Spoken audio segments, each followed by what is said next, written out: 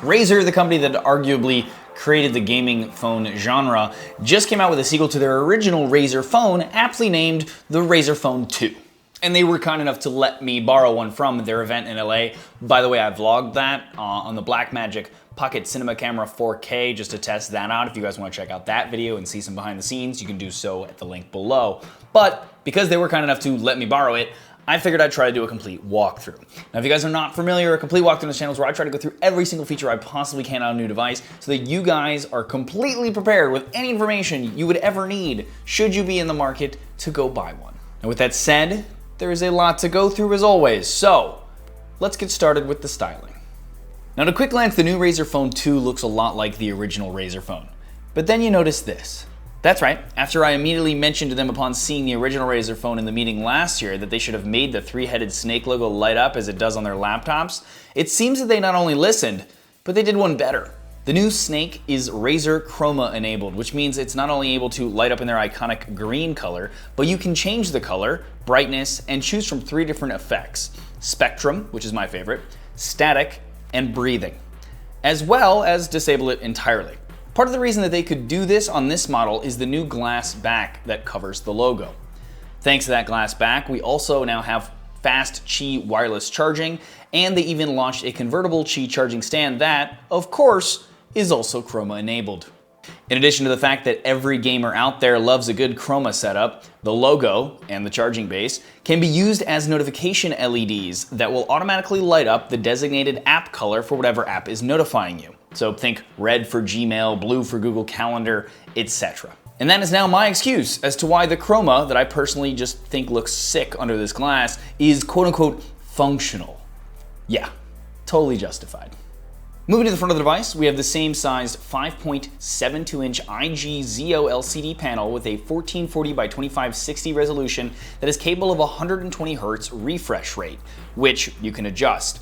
And now it's 50% brighter at 645 nits, and it also has better dynamic range. Now, because of this, this is now the first phone to be HDR and Dolby Atmos certified by Netflix.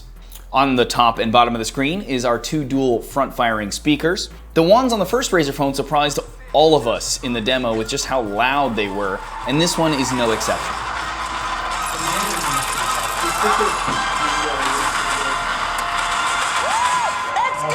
Razer says these speakers are now even louder and clearer than before thanks to a resonance chamber that is larger, better spatial audio imaging, and the inclusion of Dolby Atmos. And it does sound better, I think.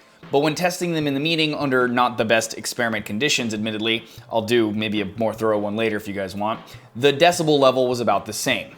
Regardless, they are still impressive because of another feature Razer added, an IP67 rating. The new Razer Phone 2 is able to handle being underwater down to a meter for 30 minutes. That means that those speaker grills have been made waterproof, essentially, along with the other components inside, and yet they are still just as loud, if not a little louder, and clearer than last year's model. Also above the screen, we have our 8 megapixel f2.0 aperture front-facing camera capable of 1080p video. On the top of the device, we have our SIM card and micro SD card slot. On the right, we have our volume buttons that are placed so that they are centered when you're using the device in landscape, which is how Razer envisions you to use the device for games and entertainment. On the left, we have the power button that doubles as a fingerprint sensor. At the bottom, we have a USB-C port and no headphone jack, but Razer does include a 24-bit DAC dongle, just like last year. Underneath the hood, we have the Qualcomm Snapdragon 845 processor that is paired with 8 gigs of LPDDR4X RAM and a brand new vapor cooling chamber, a miniature version of the ones found in their laptops, apparently. Now, because of this, Razer claimed to me that their performance is better than any other Snapdragon 845 device because their system never drops below 80% performance, unlike others that drop more than that during extended periods of gaming. If I can figure out a way to properly show this on video, I'll definitely test this in a future video. Powering the Razer Phone 2, we have a 4,000 milliamp battery that is capable of Qualcomm Quick Charge 4 Plus, and is still the only device I've seen that uses this newest standard. It can charge 2,000 milliamps, half of the battery, in 30 minutes. And Razer has thankfully included a capable charger in the box. We also have 64 gigs of internal storage, Bluetooth 5.0, Wi-Fi 802.11ac, NFC, and up to 1.2 gigabit per second LTE. For software, thankfully, Razer doesn't add a lot to stock Android. They even use a super popular third-party launcher home screen instead of creating their own, like most companies, called Nova, which is the launcher that I usually use on my devices anyway, since it's super customizable and fast. Now, besides Nova, we have all of the Google services like Gboard, Gmail, Messages, etc., which I actually appreciate. Again, it's what I would have used anyway. And we have the following that was added by Razer.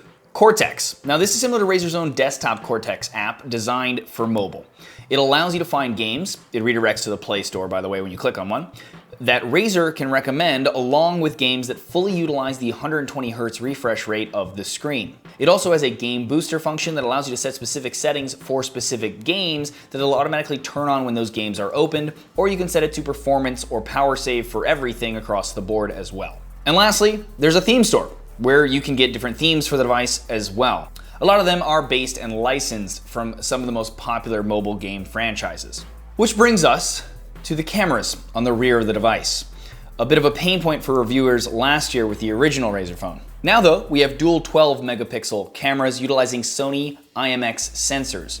One camera is a wide angle with OIS and an aperture of f1.75, and the other is an f2.6 2x telephoto that you can get to by tapping or swiping on the 1x 2x icon at the bottom of the viewfinder. They support dual phase detection autofocus for quick focusing and are accompanied by a dual tone LED flash. And here are some sample shots I took with the Razer Phone 2.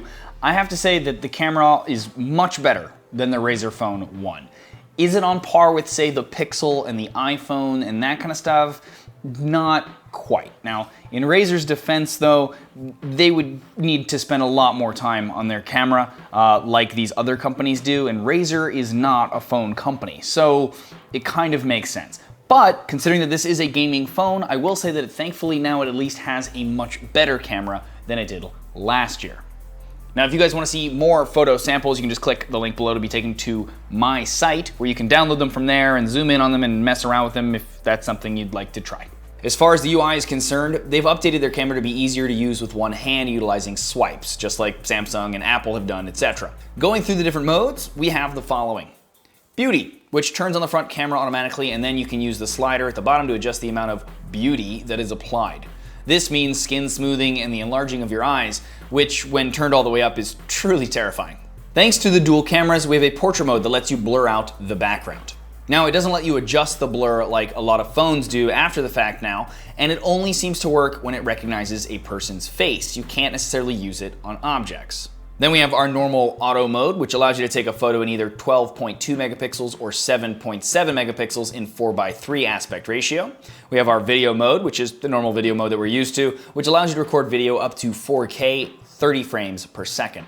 And here's what the microphones sound like, as well as what the 4K looks like while I'm walking, so we can kind of see the stabilization.